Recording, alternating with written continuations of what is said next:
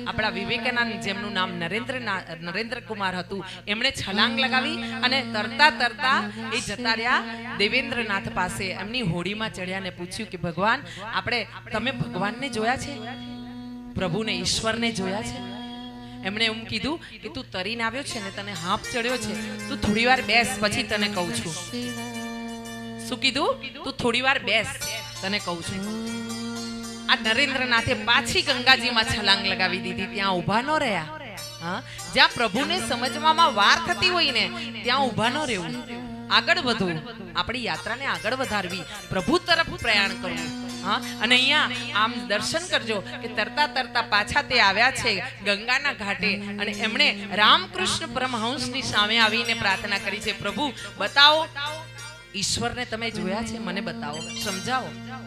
રામકૃષ્ણ પરમહંસે એના માથે હાથ દીધો છે અને